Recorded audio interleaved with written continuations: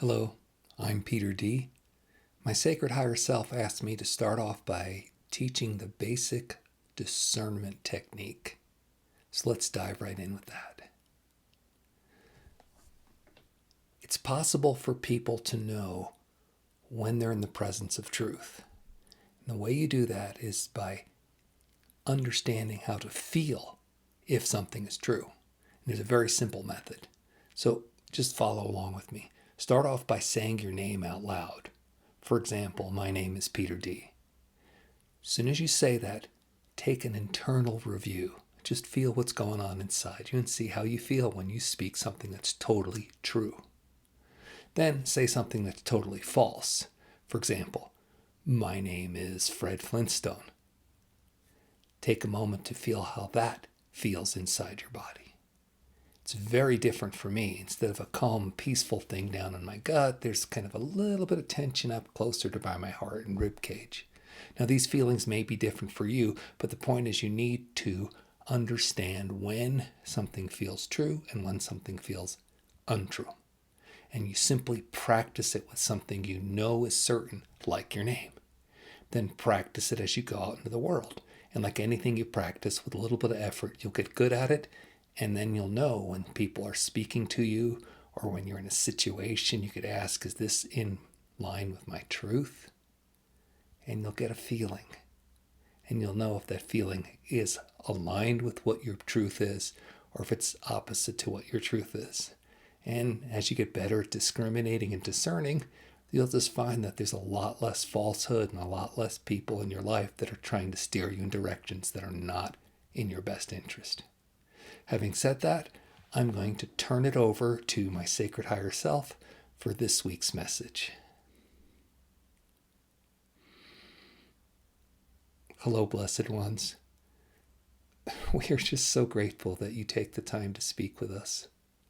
And I know it's interesting that Peter is turning this to his sacred higher self, and yet here we are speaking of us. But you will understand as you access your divine and your soul, you will understand that you are legion. There's all the yous that have ever been and ever will be in your soul. And you are also in oneness with all other beings that are experiencing life and consciousness in the ways they choose to experience it. And of course, you can always connect to Source, God. That's why when we speak in plural, because we are as magnificent as you can imagine. And that is what you are as well. And these messages are to affirm how magnificent you are. Before you do anything else, please take a moment. Just take a moment. Breathe in. Feel your heart. And just notice you're magnificent. Just keep breathing that in. If you'd like to connect with your sacred higher self, your God, your source, your soul, breathe in. And yes, say and feel and acknowledge. Then, of course, gratitude always completes the experience with gratitude. As you become more and more certain that you are a multidimensional being and that you can experience life in ways that can be beneficent at all times. You no longer have to live the lives that we were raised living, where we were told how limited we were and people were above us and we had to pay taxes because the only thing that were certain were death and taxes, right? Yeah, and those things are not certain at all, are they? Because you're immortal and magnificent. And you do have the ability to live on a free planet, which means you don't have to stop paying to live here. That's what the transition we're going through is all about, you understanding your magnificence and becoming that. And as you become more magnificent, the tool of discernment will serve you well. That's why I asked my channel, Peter. My channel. Peter is my essence. It's funny to translate these words and see how they come out. This is why I asked Peter to teach you the simple tool for discernment. Yes. if you can go into a situation and discerning, is this right for me?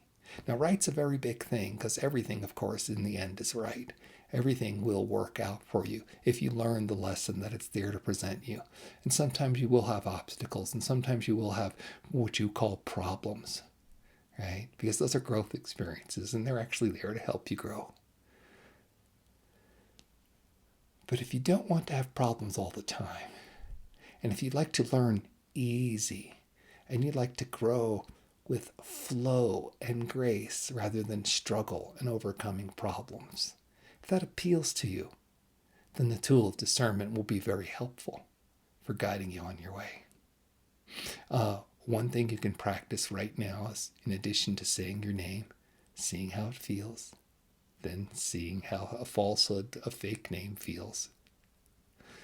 One thing you can practice right now is discerning, is the energy in this lesson, is the energy in this teaching in alignment with you?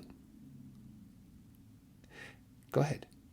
Ask yourself, first of all, do the name so you can see what it feels like to speak truth and what it feels like to speak a falsehood. And then say, this message is in alignment with me. Or this message is not in alignment with me. And you'll notice by your feeling what is correct for you to gravitate towards.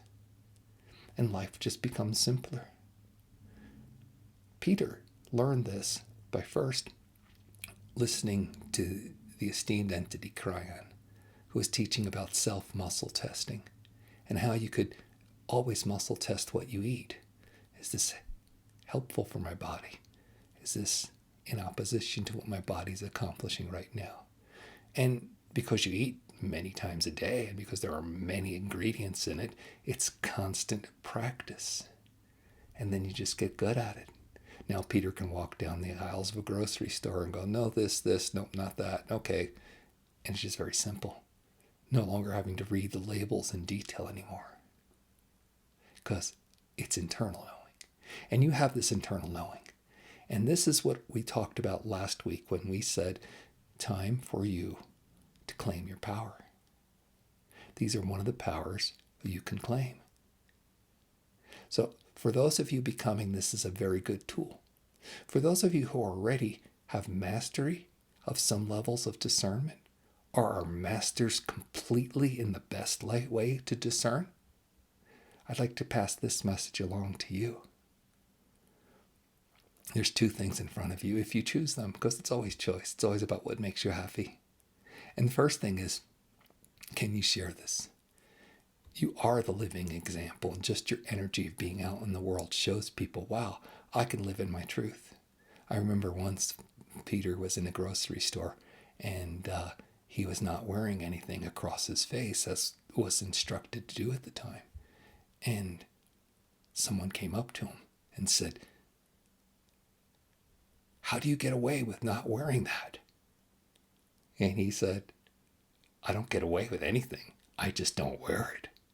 And they said, they let you? And Peter said, nobody lets me. I choose to do this because I'm a sovereign human being. And they looked at him, and you don't get blowback? He goes, of course I get blowback. But for the most part, people accept that I'm sovereign, and because I'm sovereign, they just stay out of my wake. And then the person took their mask off. So do you see how it is? You just being in your own truth helps other people. And by being able to discern what is true and what is not true, you're then putting that into the field. So you're already serving a very important task. You can amplify this task by being a teacher, by helping those around you who are uncertain, who are still listening to the paid liars who make their living by just pumping us 24/7 on all the different various sources where people turn to for information with their lies. You can help them discern there. But don't go where you're not asked to. Wait for people just to come up to you and say, hey, how come you're doing this? You will be generating that field. Now, the second more important thing I'd like to speak to for those of you who are light workers and understand discernment is, are you claiming it and are you owning it? This is what we meant in the last channel about claiming your power. Example, Peter knows many, many light workers who, when they are complimented about a skill or ability, will put on that "aw shucks" attitude, "all me," or they'll say, "Oh well, I get a lot of help, so and so is with me." And the truth is, you do get a lot of help, and so is with you. And how come you're not owning it and saying, "Yes, thank you," right? Look at the power of that. "Yes, thank you. Wow, you noticed that. That's really affirming. I appreciate that." Consider those types of responses for owning your power. Because if you can do that, then just think. You're fixing upon the earth plane a person of power. That's what this ascension is. It's not just you rising up to the level of 5D and the planet coming along with you. It is making this concrete and solid in all the dimensions. And that requires you, as a light worker, to accept and own that you have this power of discernment, or you have this other gift. And when your people point it out to you, accept the compliment and thank them. I know it goes against a lot of what we've been taught about, oh, don't stick out there and be noticed, right? Because that's when you get hurt. How many lifetimes have we suffered through that? Or, oh, it's not humble or right. If you're a good dancer, just sit there and smile and say, "Yes, I love to dance. Thank you." Right? Instead of making excuses about, "Oh, well." And that's how we're going to embody our power on this planet.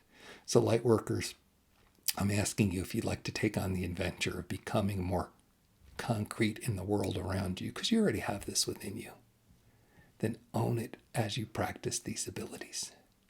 Many blessings.